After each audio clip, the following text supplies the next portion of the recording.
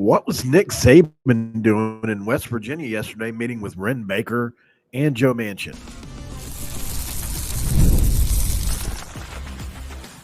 You are Locked On West Virginia, your daily podcast on the West Virginia Mountaineers, part of the Locked On Podcast Network, your team every day. What is up? Welcome back in, guys. My name is Mountaineer Paul. You've been landed here at another edition of Locked On West Virginia, brought to you by FanDuel. Place your first bet on FanDuel. All you need is $5, guys. $5 bet, and you'll get started with $200 in bonus bets, and that's guaranteed only at FanDuel.com. Go there to get started. And thank you for making Locked On West Virginia your first listen every day, and for being part of the Locked On Podcast Network, where we talk about your team every day. Man, so before I went to bed last night, I almost did this at 10 o'clock last night, and I thought, you know what, it'd be good for tomorrow, sleep on it, get a fresh start. Nick Saban was in West Virginia yesterday, and not only did he meet with Senator Joe Manchin, he met with Wren Baker. Interesting stuff. So let's go over to X really quick and show you exactly what I'm talking about. So here we are on Senator Joe's page, and yes, boom, there it is. Several pictures of it. Nick Saban speaking. There he is. Look at Wren Baker. Look how enamored Wren Baker is. Pretty cool stuff, man. And here he is speaking again with Joe Manchin. Joe Manchin and Nick Saban are not only good friends, they're great friends. It goes back a long, long way. A long time they've been known each other.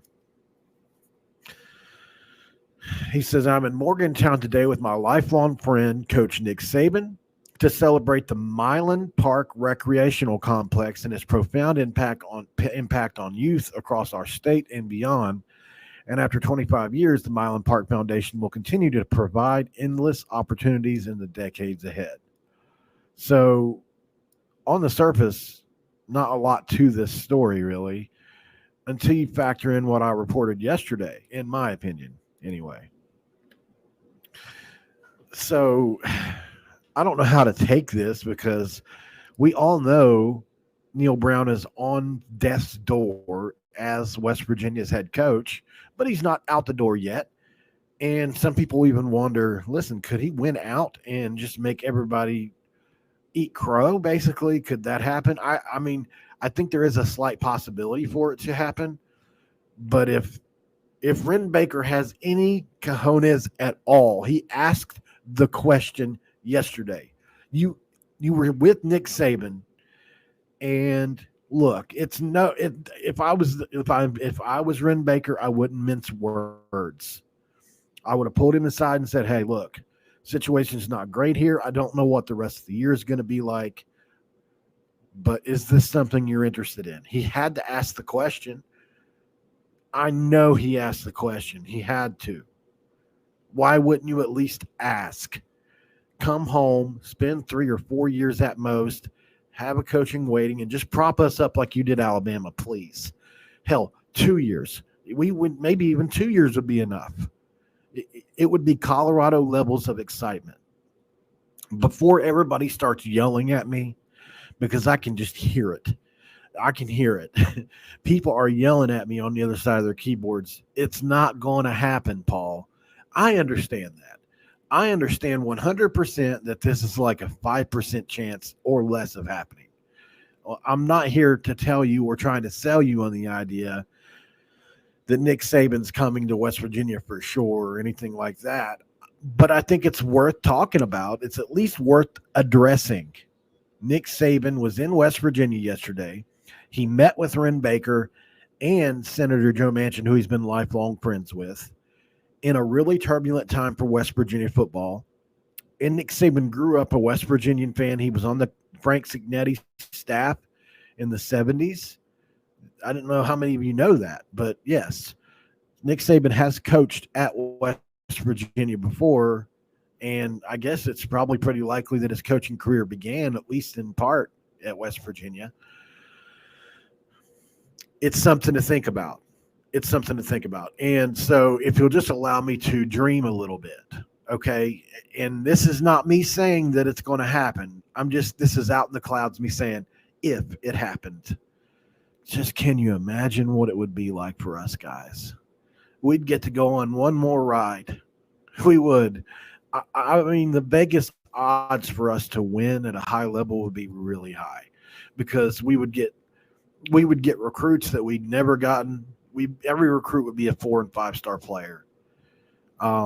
NIL would pour in from everywhere because Nick Saban has his own network of people that would support him. You can imagine that Ken Kendrick would probably pour in a lot of money. Imagine Pat McAfee. If Nick Saban was at West Virginia, he would be on the show every other week. It would be the biggest. We would be the biggest story in sports, and we would even surpass Colorado, in my opinion. Maybe not pop culture wise, but just in the regular news wise, we would be one of the first names on. I think personally, with Colorado and Dion and Saban, if this happened, and this is my pipe dream, guys. Please listen to me when I'm saying that. I think it could position us in a realignment era where we're fighting for the third best spot in a really good position because our ratings would go through the roof. If you put Colorado and West Virginia against each other in the regular season next year, holy cow, can you imagine that? The odds of this are low, and I totally get that. I've said it multiple times, but man, I just can't stop thinking about it. Until I'm told no, it's a lot like the Beeline, except to a heightened level.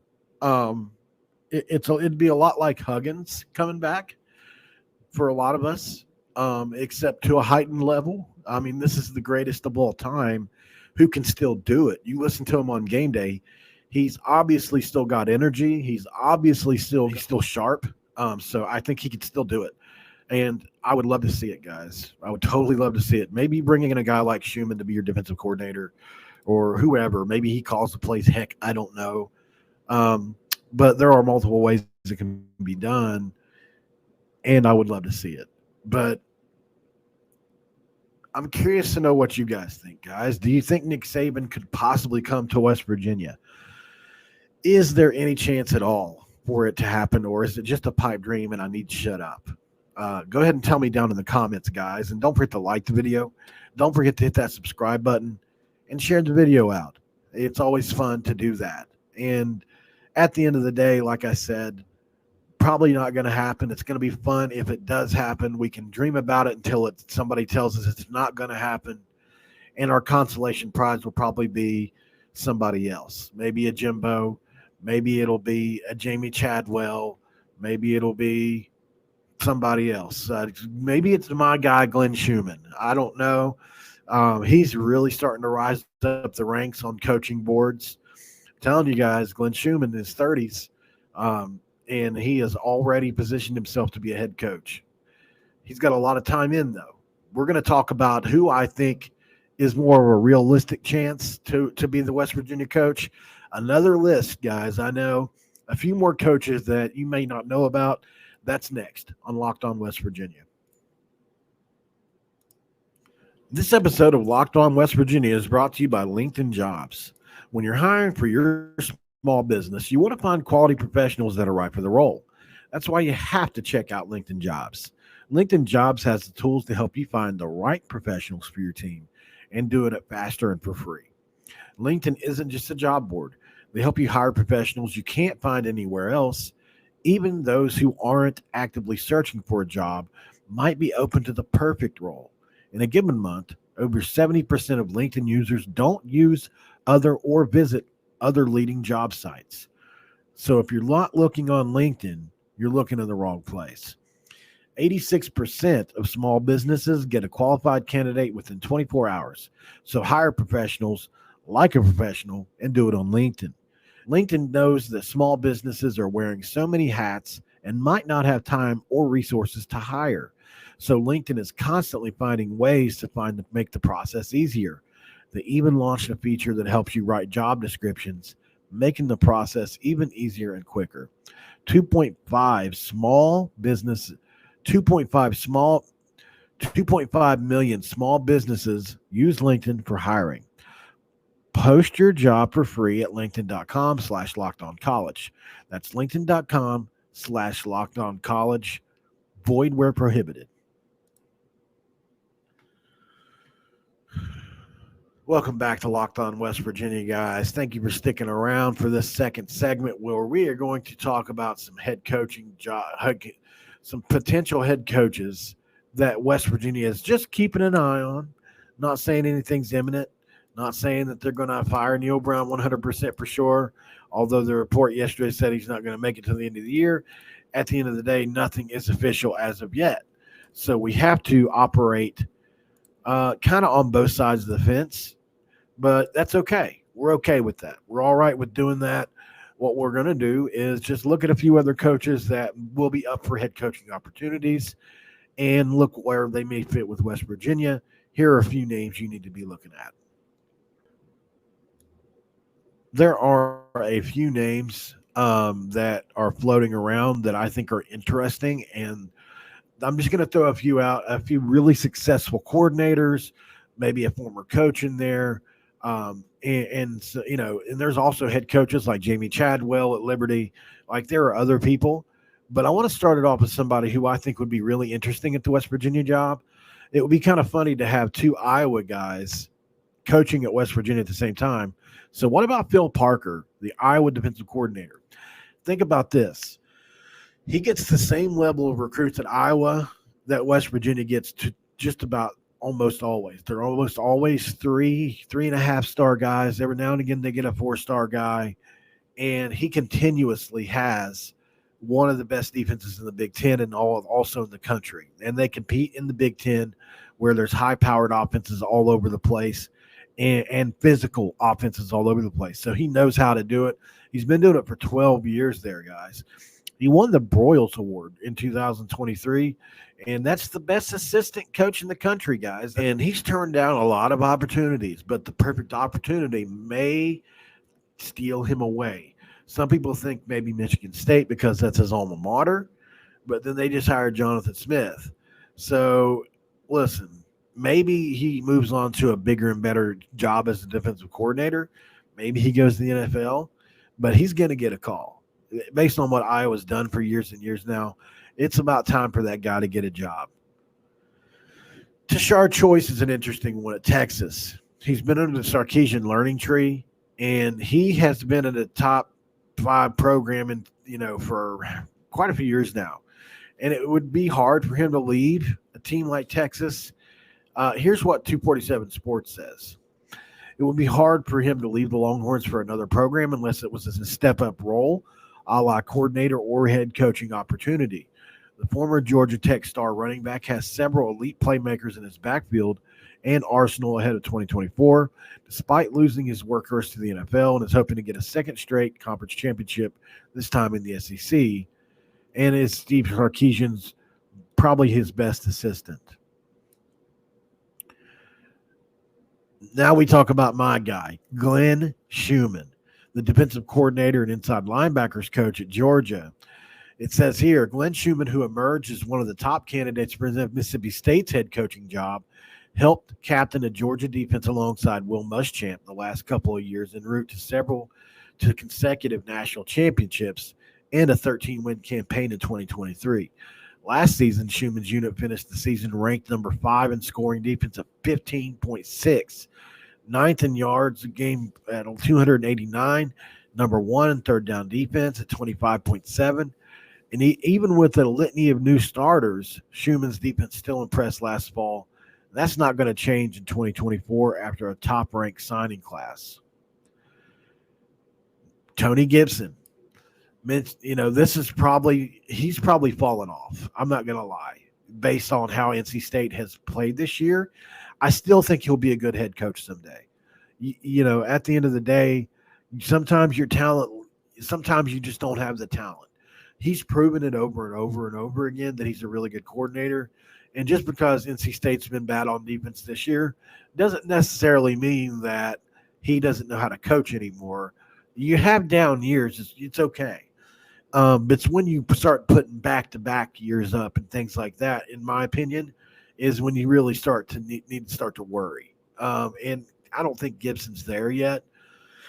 They gave him a 3-year extension, if you'll remember. So he's going to be there for a while, and he's like a top 5 or 10 highest paid coordinator in the country.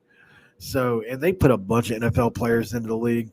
They run the same kind of defense that we've seen from both K-State and Iowa State. So, keep that in mind as well. Not really looking forward to going back to a 3-3-5 if that's the way it went, but I would take it. I would take it just because Gibby would be better than Jimbo in my opinion, but I'm probably in the minority on that. I don't know. Colin Klein is an interesting name, guys. I remember Kansas State did not want to lose him, and you'll remember what their offense looked like underneath him. It was really, really good, and it's a lot like the offenses we've run in the past. A lot run heavy, run pass option stuff, which I really like with a mobile quarterback. And under Mike Elko, he has been really, really good at Texas A&M this year. Come on. He can make Connor Weidman look really good, transport him into all-conference quarterback. That's tough to do because although Weidman was highly recruited, he just hadn't played very well up until now, and a lot of that was Jimbo's fault, just saying. Brian Hartline is a guy that I think most West Virginia fans will be thrilled to get, and some people may even have him at the top of their list. He knows what an elite offense looks like at Ohio State. That's pretty obvious. And listen, some people say he was demoted into a co-OC role. Most people that know college football knows that you're not getting Chip Kelly unless you make him a co-offensive coordinator. And that's what they did. It wasn't demoting Hartline as much as it was to hire Kelly. You're not going to bring him in as just the quarterback's coach. You have to give him a title and pay him like that. And that's what Ohio State did for Chip Kelly, and it's obviously paying dividends for them. He's a team player. He cares very much so about the alma mater there, and he's definitely one of the college football's top recruiters. He's a rising star. I don't know how long he's going to be there. I think he'll be hired away this coming up off season. I think he's ready for a head coaching job. We'll see.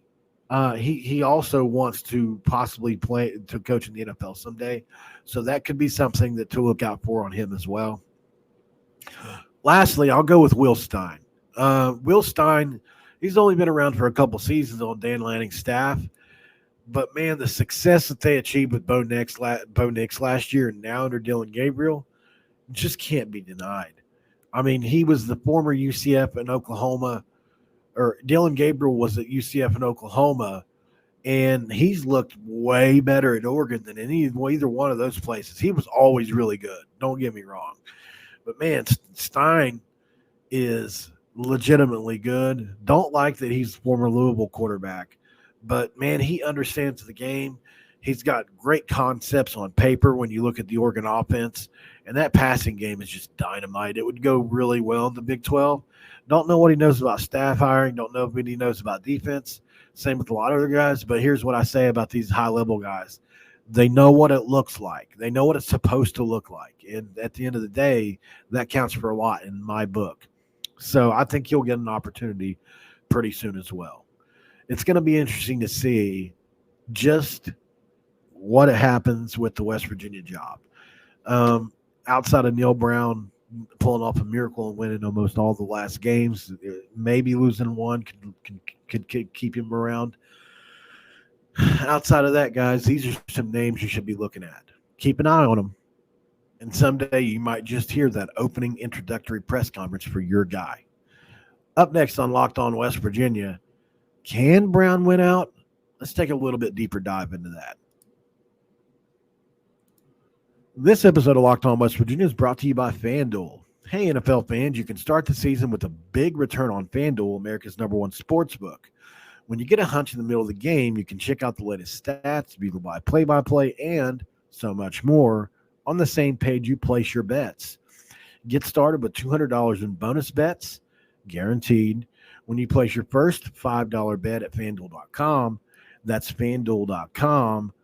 Arizona, 3-point lead in the points. So they're -3 as West Virginia heads to Arizona this week.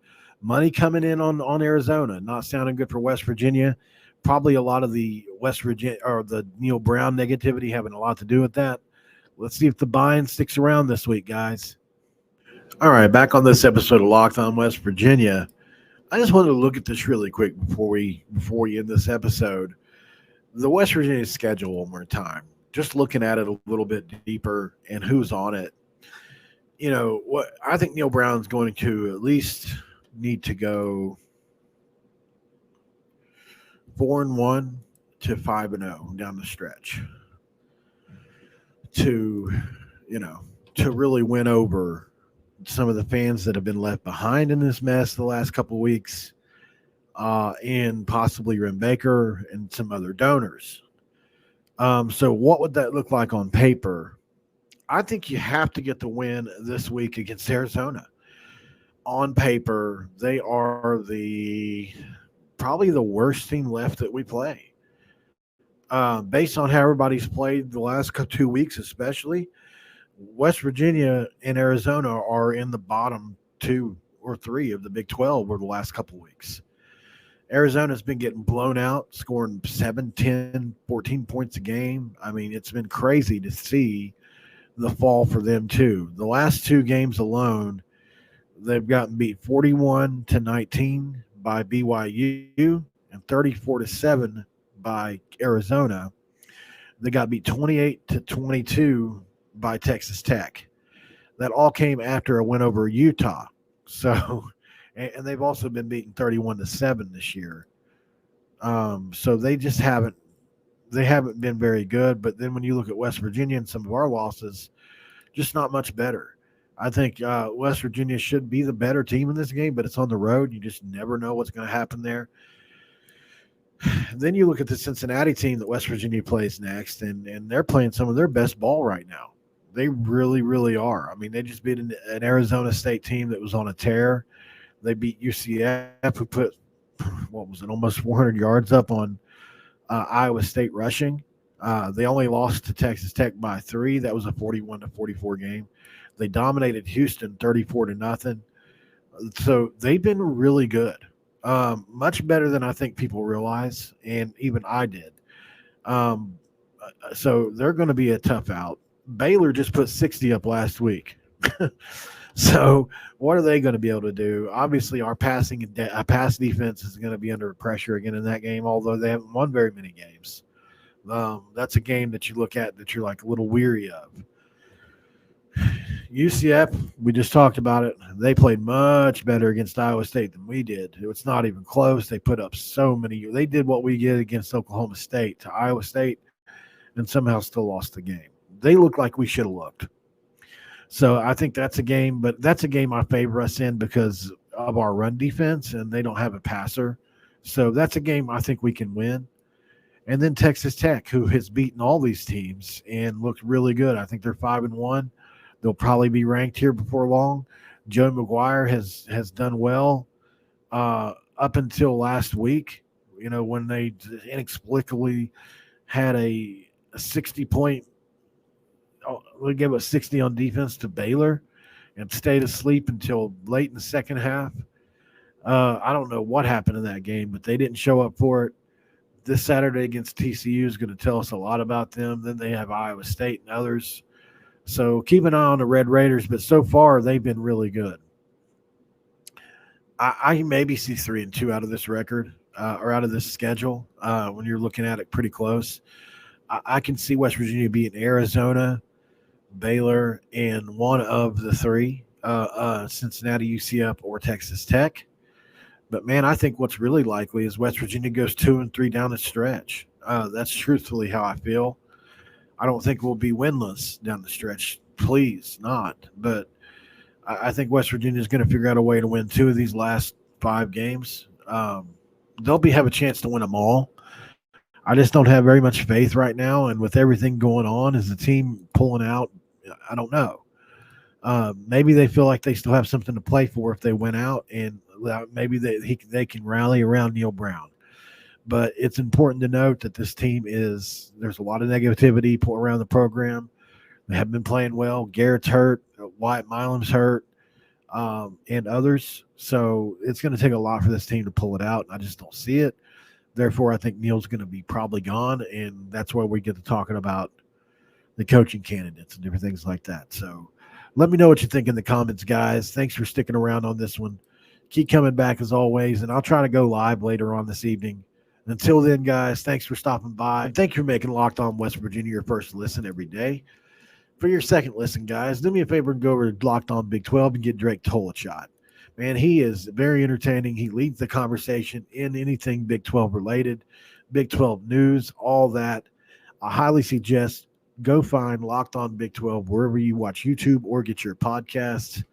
Thanks for watching me today, guys. This episode's over, and I'm out.